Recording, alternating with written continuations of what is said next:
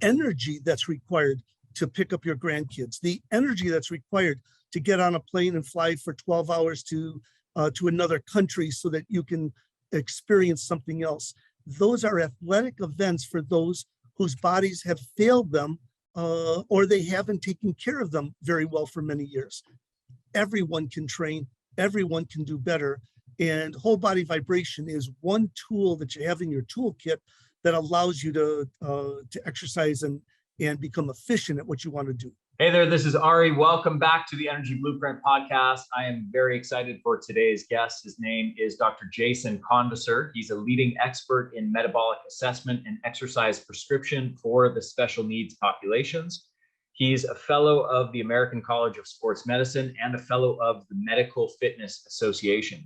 He's one of the leading experts in fitness assessment and exercise prescription for special needs populations. He's best known for his work with patients dealing with metabolic syndrome, obesity, and providing exercise strategies for those who have, quote unquote, given up.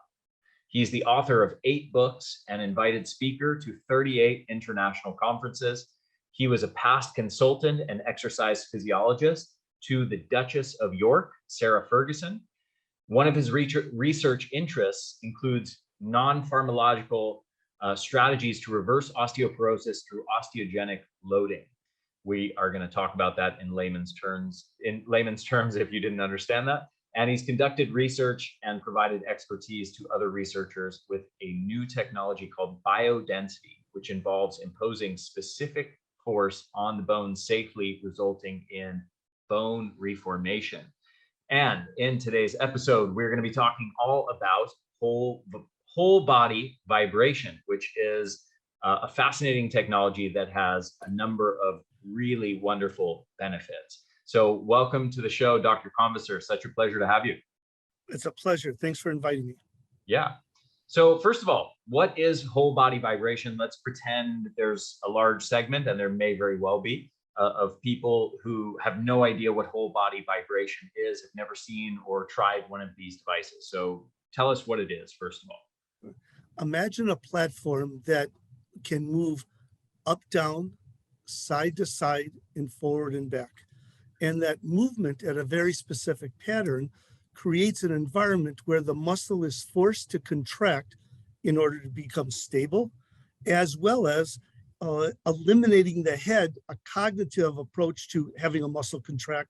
We can actually have the muscles contract more efficiently with vibration when they're stimulated to fire. And you might, you could experience this when you're driving a car and you run over some speed bumps. There would be vibration to your body, but this vibration is much more subtle and much more even, so that the muscles contract, but it's a very comfortable setting. Okay. So what is this going to do for us? We're interested in, so this is going to vibrate me, but what kinds of benefits would this have, let's say, in contrast to muscles contracting with physical activity, just normal exercise routines? So I try to break everything down into 3 segments: to prepare for activity, which includes warming up, making sure that you're training well, to actually perform exercise, whether it's a high jump or walking a mile or climbing a flight of stairs, whatever is fitness and strength and exercise for you. And then recovery. After you've done that activity, how do you bring the body back to a more basic calm level so you can go about doing your daily activities? Everyone, from the Olympic athletes who are going to be in Beijing in a few months to compete at the Olympics, prepare, perform, recovers, and the 95 or 100-year-old person who wants to be the best athlete that they can be at the time of this time of their life, they need to prepare, perform, and recover as well. I see no difference except the score on the scoreboard with the two. I consider them both athletes. And with vibration, we can allow them to warm up and prepare them to perform at their highest level. We can help them perform at their highest level. And then when they're done, help them recover as quickly and safely as possible. Okay, I want to. We'll come back to the three phases of exercise and preparing for it and recovering from it in a second. But I want to dive into why you see these people as athletes. So you mentioned that. You mentioned it to me prior to starting this podcast recording. It seems to be a big focus of yours. Why is that? Why is it useful for you to or for the person you're working with to conceptualize them as athletes? So I think there's a couple different ways of coming at this. All the clinics that I own, people come to me and they've given up. They've given up because people have said you can't do it. Their backs hurt. They're tired in the afternoon. They have given every reason why you can't do it. They don't have the right nutrition. They don't sleep well. They may have different diseases going on. And it's easier for clinicians, the good and the bad clinicians, to say, you know what, why don't we just stop? Why don't we, you don't need to exercise. You don't need to do and fill in the blank. On the other hand, in my clinics, I go, everyone has to do. Everyone exercises. I want you to have the very best workout the day that it's decided that you're going to pass away, that you started with a good workout. Everyone can move and move more effectively. And my clients don't talk about how long am I going to live. They talk about what's the quality of life that they're going to have while they're living. And the energy that's required to pick up your grandkids, the energy that's required to get on a plane and fly for 12 hours to another country so that you can experience something else. Those are athletic events for those whose bodies have failed them or they haven't taken care of them very well for many years. Everyone can train, everyone can do better.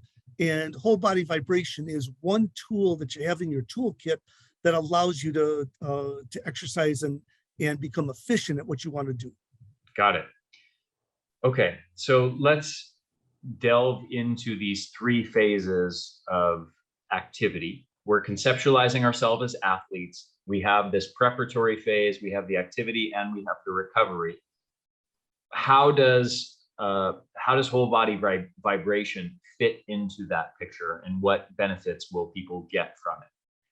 So I'm going to use an analogy I just taught a couple of weeks ago at a junior high school. And I said, what happens when we warm up? And if you went to your kitchen and took out a box of spaghetti and you pulled the spaghetti out and you held all that spaghetti together in one bundle and you tried to bend it, it would break because it's brittle. It's solid, so that if you have to put tension on it, it does not give very much. But if you put warm water over it, it becomes loose and pliable. One of the ways that we warm up is we take those brittle muscles that look identical to what that spaghetti looks like, each of those pieces of spaghetti, and we shunt warm blood around those muscles, and the muscles become loose and pliable. When they become loose and pliable, blood carries oxygen. Oxygen is the gasoline for muscle contraction, so we are preparing the muscles to perform. Part two, muscles behave in a very similar way to a rubber band. If I take a rubber band and I pull it apart, it has potential energy before I let go, and it snaps. If I take that rubber band and I stretch it a little bit further, it still has this potential energy, but then it can create more force. In the same way, if we can be more flexible, we can take the muscles that may be limited to this level, and now at this level, they have more capacity to do work. Third part, it's not just whether the muscle can contract or not. You also have to be concerned about balance. You have to be concerned about the sequencing of firing. You have to prepare the body to move and move effectively. That's part of what warm-up is all about. With whole body vibration, you don't do anything that can't be done without whole body vibration, but it takes a whole lot longer to get there. And we use it because our 95-year-old clients, a couple of our Olympic athletes, everyone has to prepare the body in order to perform. So that's a basic summary, but you can't just turn the engine on and say, we're going to go full speed. You have to warm up. Vibration allows that to happen.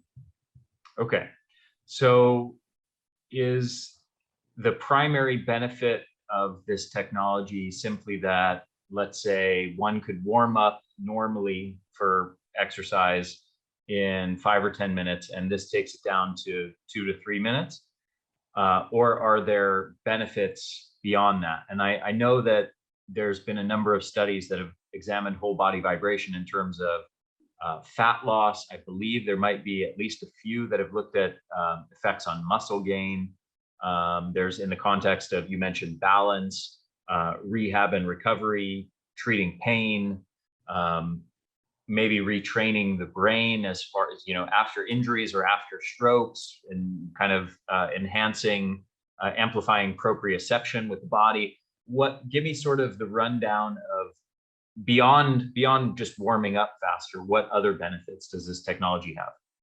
So if you could think of something that includes exercise, you can do that with whole body vibration. For example, every person has muscles that attach to tendons and tendons that attach to bone. Muscles do not attach to bone, tendons do. So everything that happens with the body is we're pulling on the tendon, and that tendon is pulling on the bone. That's part of what exercise is. Now imagine if I cut the head off, in just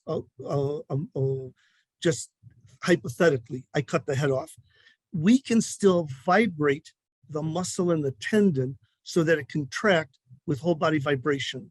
And we usually set a whole body vibration unit somewhere between 30 and 50 hertz. 30 and 50 hertz means 30 muscle contractions a second, up to 50 contractions per second. So instead of doing smaller contractions per second, there's nothing wrong with it, vibration allows us to get a much more efficient contraction of the muscle. The second is that there's something called the all or none law.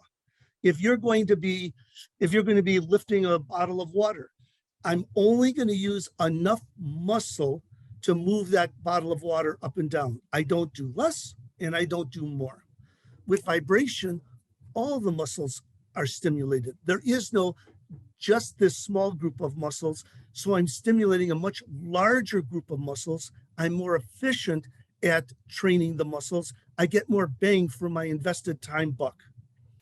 Sometimes I ask clients, just do one push-up on the ground. And they can usually do one push-up, whether they're on their knees or whether they're balancing their whole body and on their toes and hands. And they go, let's do one push-up with your hands on a vibration unit. So remember, every time I change the joint angle, that muscle group is firing 30 to 50 times a second. And therefore, when I do one push-up with vibration, I'm actually getting more value for my time. I'm getting more intensity of the muscle contraction movement. So, well, do I need that? Is that important? Well, most of the time, the people that I work with, they go, I don't want to lose balance. I don't want to fall. So I can put them in an environment where it's vibrating and the muscles have to work to keep them in balance.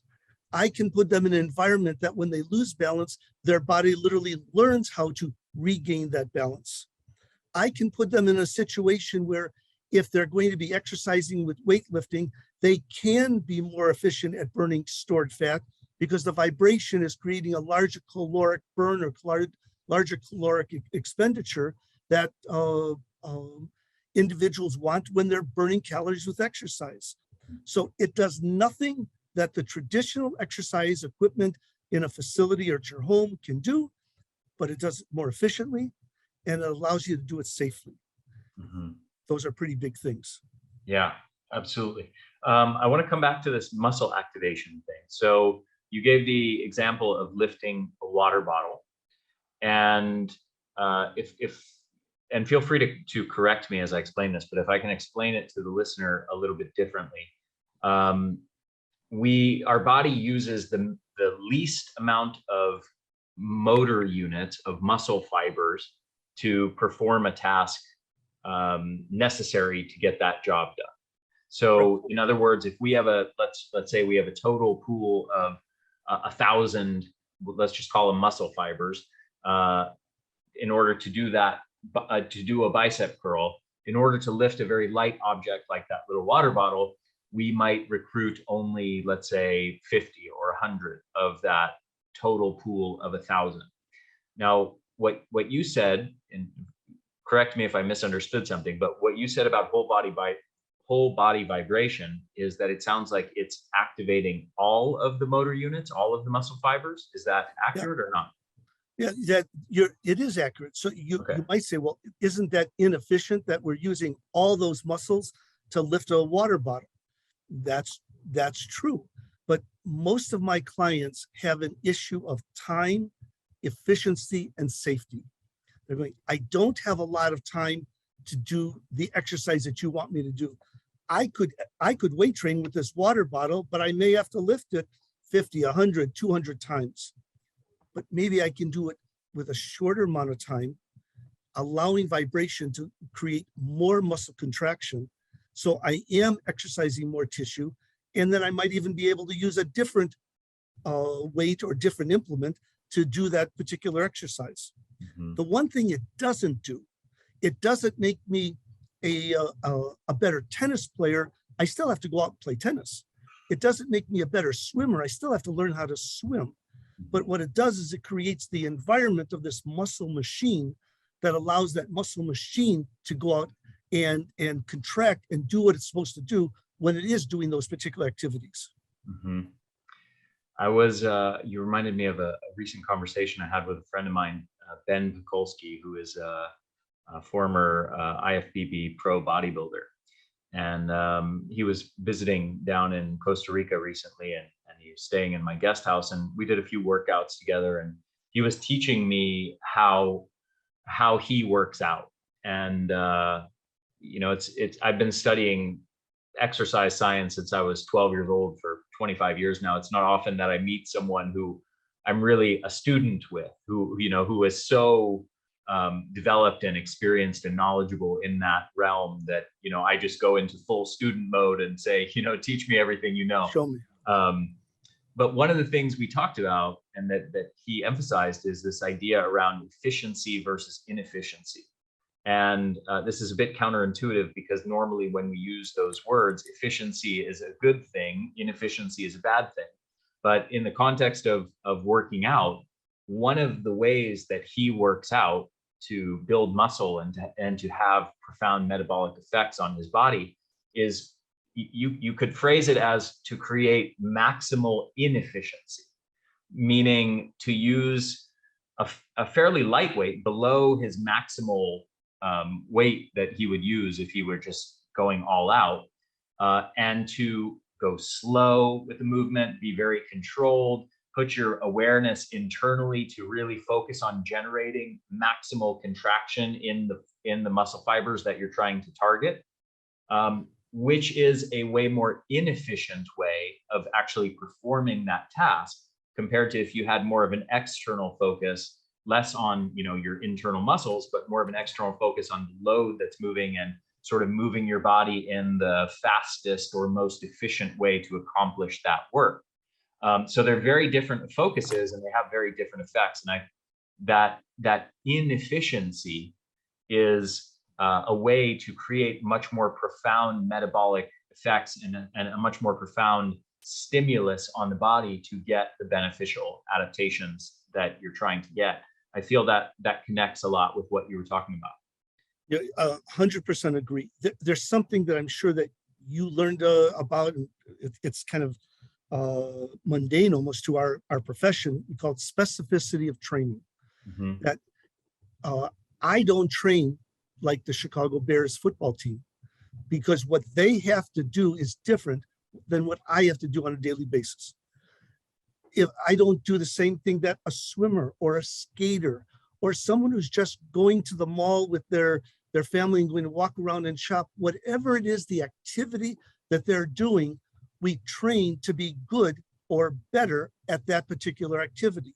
So if your issue is not being tired at 3 or 4 in the afternoon, then we train for increased endurance so that you have more capacity at 3 or 4 in the afternoon to do the things you want to do, as opposed to the ability to push a 300-pound lineman in football. Mhm. So when we go slow, as you just described, we want to make sure that at every joint angle, we're tensing the muscles so they get strong at those particular joint angles. That may not be the most efficient thing for a professional athlete who has to hit someone really hard and the play is over in 5 seconds. Mhm. Specificity of training. What's good about whole body vibration is that for that guy or gal who wants to have the fast twitch fiber and be explosive in a movement, we can use whole body vibration for that. For that individual, but I'm not going to be in a stadium competing, but I'm competing in life and I want to move more efficiently and I want to feel better. I want my feet to feel better. I want my lower back to feel better. I want to be able to lift my hands over my head and grab something off the top shelf in a store. Whatever it is for that individual, that's how we use vibration specific to the needs of the individual. Got it. Now, what about fat loss and muscle gain and overall body composition change? And you can treat those as a single entity or two separate ones. But what does the research say as far as fat loss? I definitely haven't read maybe every study in existence, but I've seen some research that has shown no benefit in terms of fat loss. And I've seen some research that has shown significant benefit in terms of fat loss reduction using whole body vibration. What's the big picture of all that body of evidence? I'm going to take some liberties with your question, please. Okay. This is in research that I've been involved in, as well as many other folks. If you were to do a sit to stand movement, by definition, that is exercise, and you can do a lot of sit to stands, and there's a certain caloric cost for doing that work. If you do a sit to stand when you're on a vibration platform, the caloric expenditure is greater. That literature is absolutely clear. But now we're going to fine tune that question, is that most people don't do sit to stands for 30 to 45 minutes. And while if you did do 30 to 45 minutes, you would have a significantly greater caloric burn than just doing sit to stand without vibration. But I don't think that's the question that most of my clients ask. They go, how do I go exercise so I reduce my risk of injury, so I feel better when I'm exercising? And yes, they get more caloric burn, but you don't usually do vibration for more than 15 minutes in a particular day. It's a lot. The muscles are firing because you're firing all the fibers. It can be fatiguing. So it's not something that you would exercise on for an hour. Do some people do that? Of course. Does the average person who's listening to your podcast get on a vibration unit and exercise on that vibration unit for an hour? God, I hope not. It's a great tool to prepare the body to go then do exercise, go ride a bike for a 10-kilometer bike ride, or go to the beach and walk along the beach in Costa Rica, or climb a hill. You're using it as one part of an exercise strategy so you get more bang for your buck. Mm-hmm. But if the simple question is, do you burn more calories when you're exposed to vibration than when you're not? The answer is absolute yes. But it's not so many calories that's how you plan an entire weight loss program. You prepare the body so that you can go out and do other kinds of exercise that are more efficient over the 30, 45, or 60 minutes where they are efficient caloric burning activities. Okay. What about a muscle gain, hypertrophy? Is there any useful application as far as that's concerned?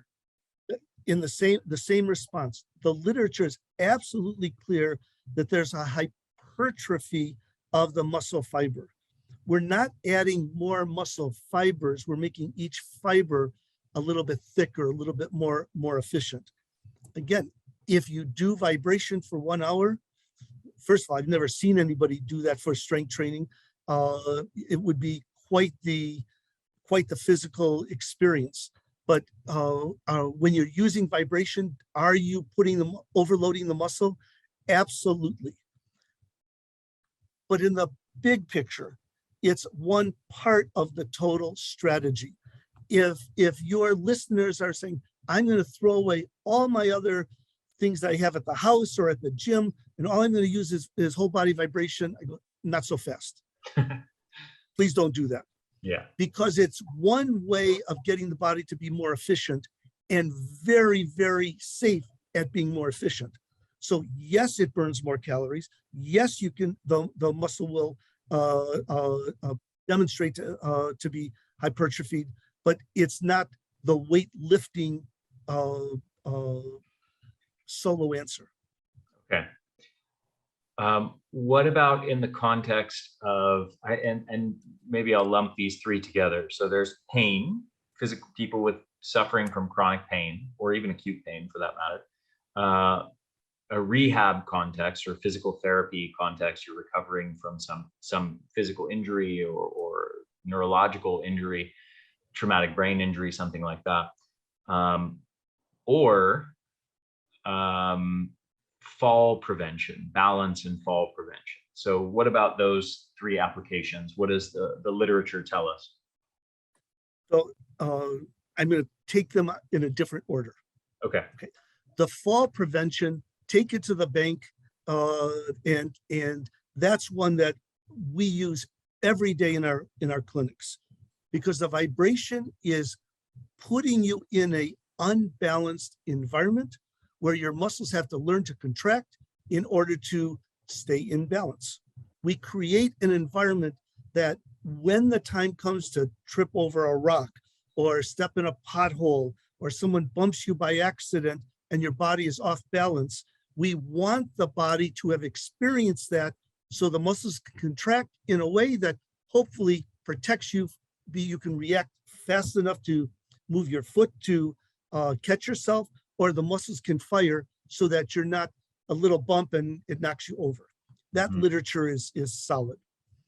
But now let's go a little bit deeper. If you have someone that has MS or Parkinson's or has a brain injury or has other medical issues where the body doesn't respond as quickly or as efficiently, well, that's even more incentive to create an environment where you're with a clinician, create an environment of being off balance to teach someone how to regain their balance, how to have the feet in as wide a stance as comfortable so you have a bigger base of support. So we put them in a place that when they get tired or when their disease affects their body and their body can't react fast enough, we want to be not to be a first time they've ever experienced that, but the 1,000th time, and they usually do much better. Because falls are, in my situation, falls are the death note of everybody. There is no such thing as a good fall. Falls usually mean breaks, or usually means head injuries, or usually means contusions of some kind.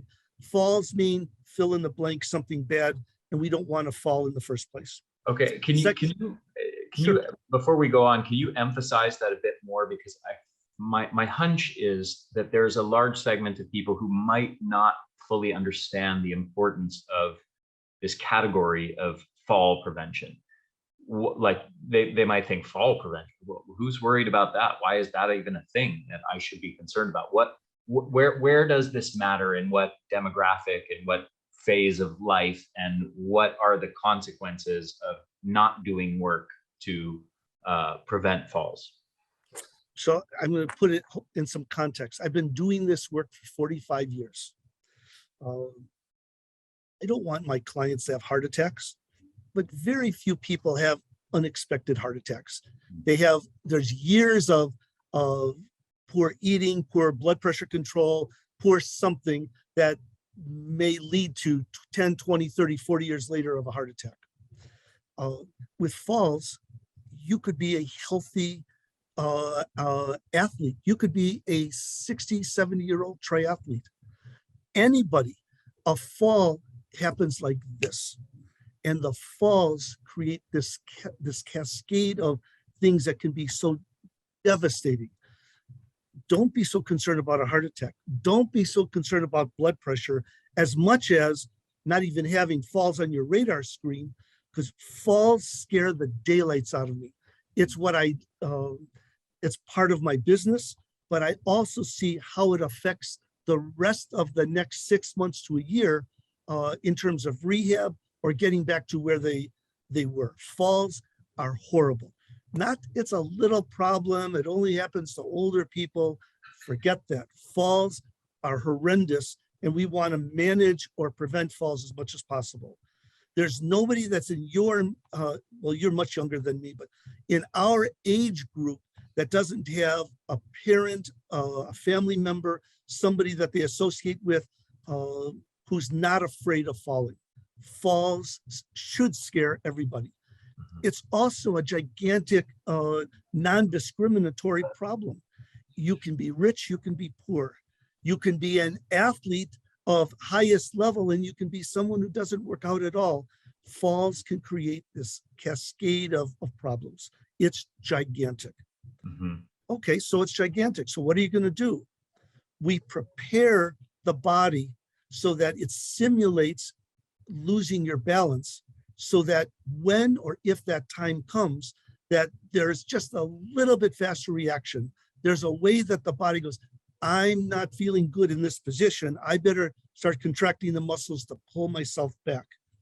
And if you're not able to pull yourself back, it's our hope that the exercises that you've been doing, hopefully for a long time, help prevent further injury when you do have impact with the ground.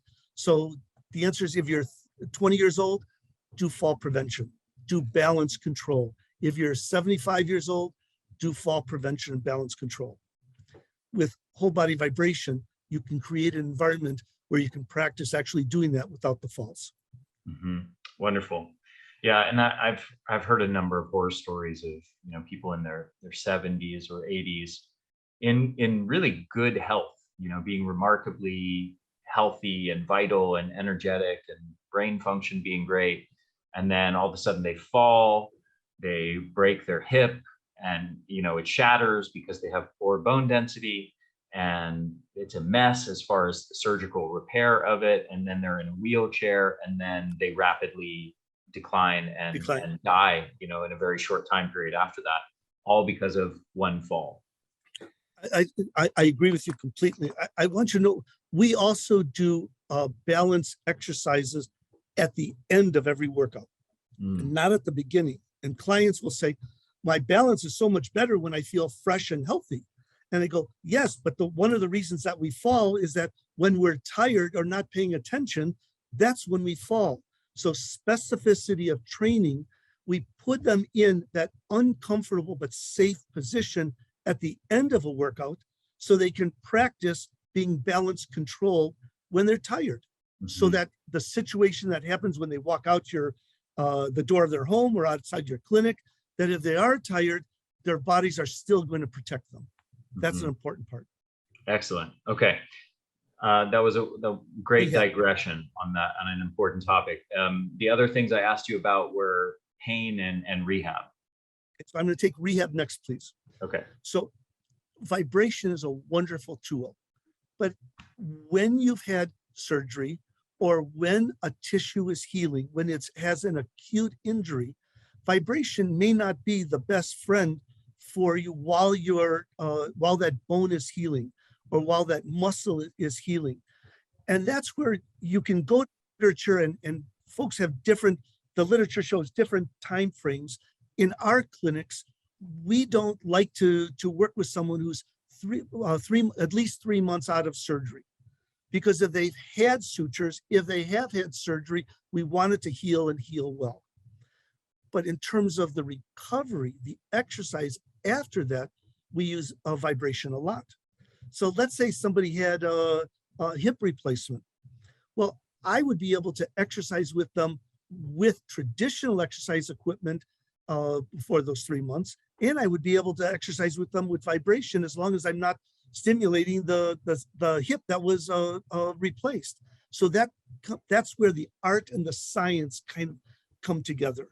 So with rehab, there's not a rehab activity that I can think of, from a cranial injury, shoulder girdle injury, hip pelvic girdle issue. There's nothing where I wouldn't use vibration, but I wouldn't use it immediately or acute after the injury. Mhm. Now, how do you know how much? How much is too much? What's the right dose and response? If I had that answer, there's a Nobel Prize somewhere. So in our clinics, we always start people at 30 hertz, low amplitude. The reason we do that, it seems to be the safest place for them to start using vibration. And also the additional gain that someone would get, and this is shown in the literature, if you're at 40 or 50 hertz, is not worth taking the risk of putting them at that much more vibration exposure. So we like to have everybody at 30 hertz, low amplitude. Now, if you can think of an environment where shouldn't they exercise? Well, if you have a retinal issue, probably you shouldn't be on vibration. If you just had a new knee or new hip put in, probably you shouldn't be on vibration. If you have a new pacemaker that's placed in the body, probably you shouldn't be using vibration. But now we have if you take all those folks out, you still have 320 million people in the United States. So it works for a lot of folks. Yeah, got it. If you have, and if even though we're a clinic, if we have a question, we go back to the physician and say, here's what we want to do. Here's how we're doing it. And seldom does a doc say, don't do it. What they say is start slow, Mhm. make sure that a little bit of work doesn't cause a problem, and then build up from there, which is the exact same thing they would say if they had a stroke, or if they came with any other kind of medical presentation. Start slow and build up. Right. Sounds like good advice. Yeah, sound advice pretty much across the board with regards to almost anything. You got it. Now, the next one you said, though, is pain. And that one is a little bit harder for me to answer, because we think of pain as acute pain and chronic pain. And then we talk about what's your pain exposure and what's your pain tolerance. So what is the pain? If you fell down a flight of stairs and your body hurts, whole body vibration is probably not your first thought of what should I do. But if you have a chronic back problem, it's very possible that it's possibly a spinal stenosis, possibly it's weak core work, possibly it's poor flexibility. There's all kinds of reasons why that pain is presenting. And we know that the pain chart, the flow of pain is different for many different situations. So the general answer is people who are in pain chronically, I think of poor muscular structure, and I want them to be stronger.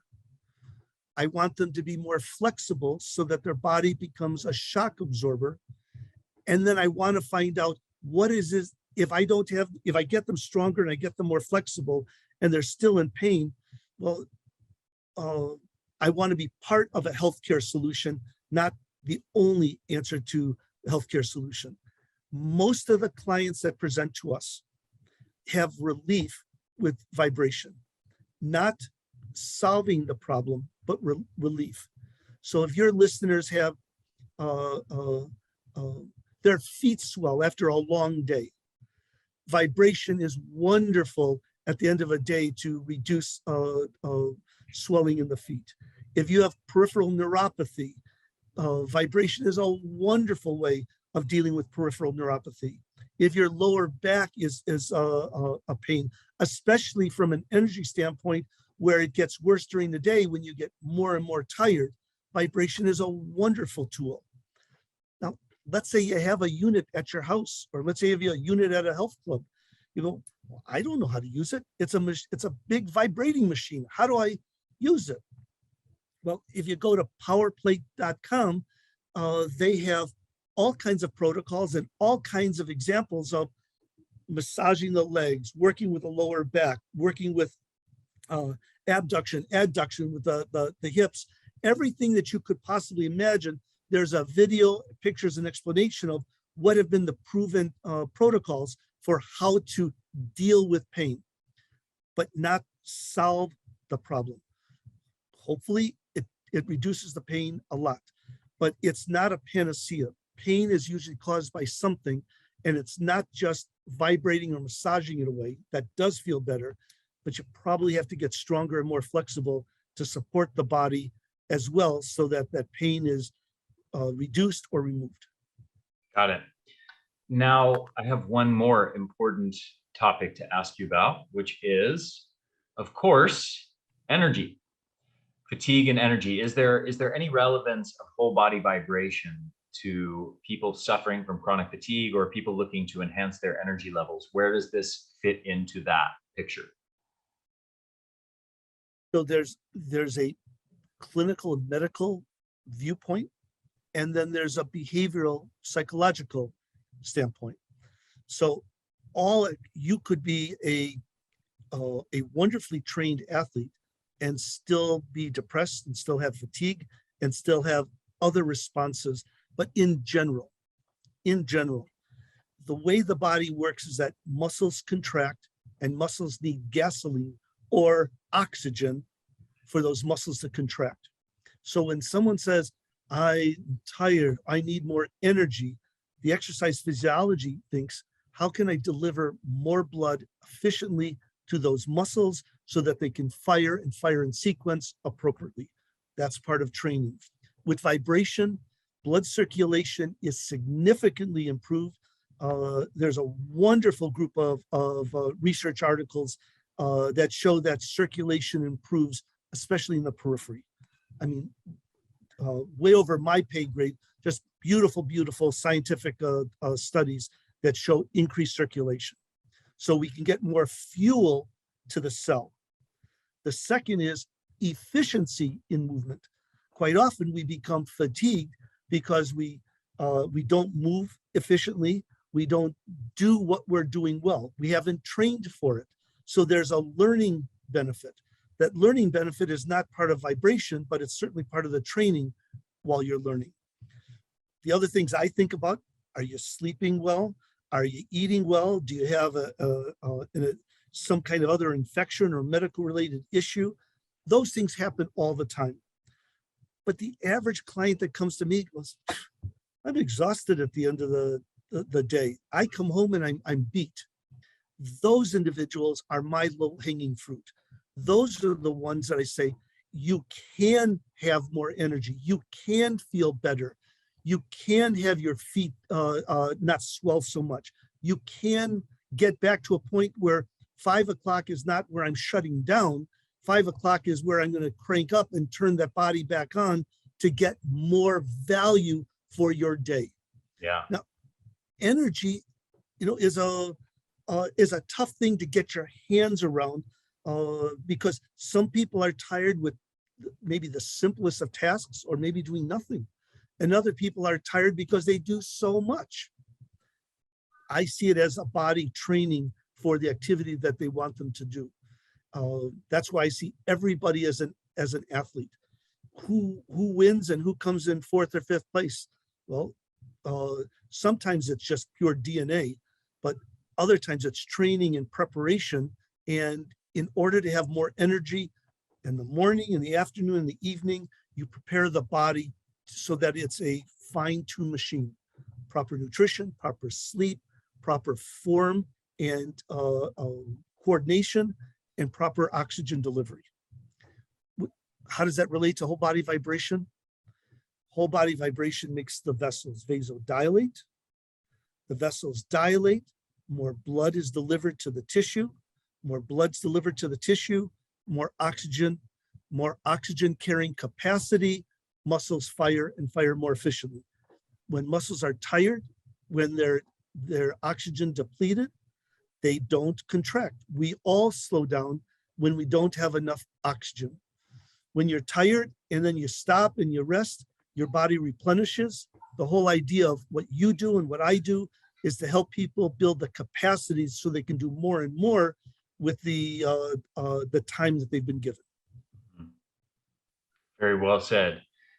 My last question to you is, how does your device, the Power Plate, how does that differ from other whole body vibration devices on the market? Because there's, someone can go on Amazon right now and bring up, I don't know, probably a $50 or $100 whole body vibration, maybe not that cheap, but you get the idea. There's a broad range of them. They're all being called, vibration plates. How does one discern the difference, and how is yours any different from those cheap devices on Amazon? Well, first of all, you should know that I don't own the Power Plate company. I don't have stock in the Power Plate company. I purchase all my machines. Nobody gives me a machine for free. I'm speaking to you about vibration, and what I look for in vibration machines is what's called triplanar.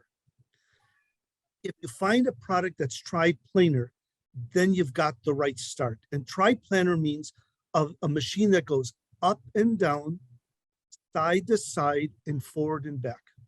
That's as opposed to what's called a teeter-totter, or a machine that just goes side to side, just like this. The teeter-totters have been shown to be pretty violent, pretty tough on the body, unless you use them perfectly. And my clients don't do anything perfectly. They might be a little bit off center. They may want to exercise when they're laying down on the ground and just putting their feet up on the platform. Or maybe they're very large. Maybe they're 250, 350, 400 pounds, and they need a bigger surface. You want a platform that is vibrating like this, but you don't physically see it vibrating, but when you're on it, you can feel the vibration. And that only comes from a triplanar environment. So if you're deciding to go buy a car, you can buy a car for $500 today. It probably runs and probably gets you some level of transportation, but probably $500 doesn't get you the best car. You also don't have to buy $1 million car to get to where you want to go.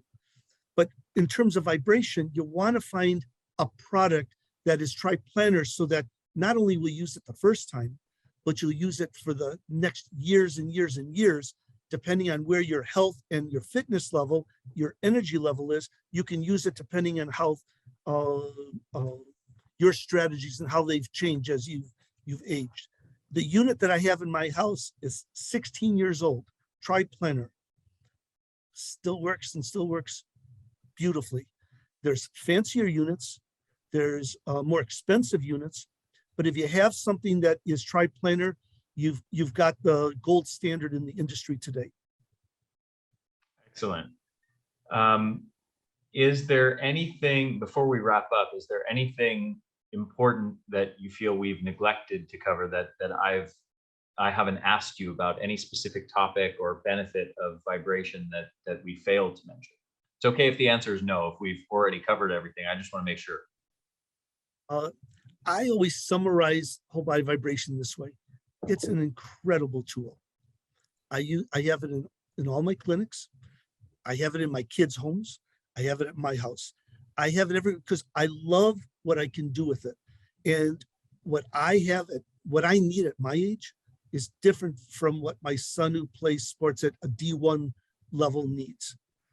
But we all need the body to perform at its best level safely and efficiently. And that's what vibration gets you. So the person who's listening, if they're my age and they're going, geez, I just want to, I don't want my body to hurt. I want to be able to move all day long. Vibration can help you get there. It's part of the strategy to get there. And if you're at a D1 level and you're performing at the very highest level in sport, every basketball team, every football team, every baseball team, every professional soccer team, every major team in the United States, every single one has whole body vibration. Just last year, the American College of Sports Medicine, in their guidelines for exercise facilities, listed whole body vibration as one of the standard tools that you should have in your exercise environment which was the first time that they didn't endorse a product. They said that the idea of whole body vibration is now part of what every exercise regimen should have. That's what your listeners can participate in. Tell me again what your relationship with how you got connected with PowerPlate. So many years ago, somebody that went to elementary, junior high, and high school with reached out to me about 10, 12 years after we graduated college and said, I want your opinion on something. I'm thinking of buying a company that has this big machine that vibrates. And he goes, it's going to be the greatest thing in the world. And I thought, you got to be nuts. I mean, a multi-$1,000, I mean, the units at that time, they were 8,000, 10,000. Now they're much, much, much less. And I said, all right, I'll look into it. So I've done research with it. I've published research. I have them in my clinics. I have them in my home. And until I saw and experienced what they do, I was ready to tell him he's crazy. And not only is he not crazy, but it has become a foundation of what we do with our clients. It's a foundation of what I do with my offices in our clinics. While we have a biodensity and power plate units on the floor, we also have vibration units in the back where the staff are, so that when they're tired in the middle of the day, they can go over and stand on it, and it just gives them a little bit of a massage. I'm a user, and I'm not being paid to say this. And most likely the price that your listeners will have to pay for a unit is less than what I paid for it when they first came out. I endorse it, and I'm comfortable with endorsing it. Beautiful. That reminded me of those old commercials from the 90s of, I think it was either hair transplants or like a spray on Yes, hair thing where the guy said, I'm not just the president of the company, I'm also a user. A customer. No, I don't endorse, I don't charge anyone for I don't sell supplements. I don't sell exercise equipment. I don't make a dime, because I want my clients to know, if I recommend that this is what you should have in your home, that's what you should have in your home. Not because I'm going to make a few dollars. I'm doing just fine having them as my patients. And so when I tell you on a podcast like this that it's what I believe in, it really is what I believe in. And it doesn't matter whether your clients buy 1 unit or 1,000 units. I don't make anything, and that's the way it should be. I'm just telling you what it does and how it can change people's lives. Beautiful. Dr. Conviser, thank you so much for your time. This has been a lot of fun, and you're extremely knowledgeable. I mean, it feels like you're just operating with a level of ease. Everything I've thrown at you, you know inside and out. The last question is, I know you do work for PowerPlate, or you work with them in some capacity. Do you know if they're willing to offer some sort of discount to my listeners on that device, if they're interested in buying one for home use? So you should. I'm not employed by PowerPlate. Okay. I like their equipment. They're my friends, but I'm not on payroll. Okay. I don't have stock. I'm not getting paid for doing the podcast today. Okay. But I do this because I love when people move and move efficiently. I like when people come to me and say, I've given up. I hurt. I can't go on. I don't have energy. I can't, and then fill in the adjective after I can't. And I love it when they come back to me and say, oh, I can do this now. That's a pretty good feeling, whether it's in your home or at a gym or at a clinic. The second question is, I'm almost sure that there is a discount when people go to your website, that there is a significant discount if they listen to this podcast because of you're taking the time and also talking about this topic. I think if your listeners go to your website, the product that I would recommend to them is called the Move, M-O-V-E. I think it may be the best vibration unit on the market today at any price level, and your listeners are getting it truth, less expensive than what I paid for mine when it first came out. So they're getting a good deal. Nice. Awesome. Well, I will reach out to PowerPlate then and see if what the deal is as far as the discount they're willing to offer. I'm sure you're in a good place. Okay, great. Excellent. Dr. Convisor, this has been wonderful. Thank you so much for coming on the show. It was really a pleasure. It's my pleasure, and I hope to meet you personally someday. Yes, likewise. All right, take care. Bye-bye. Hey, this is Ari. One more thing before you go. So after talking to Dr. Convisor, I went and reached out to PowerPlate to find out what the deal is as far as if they're offering a discount to my audience. And the answer, fortunately, is yes. They're offering a whopping 20% off. So very, very excited about that. I went and got one myself.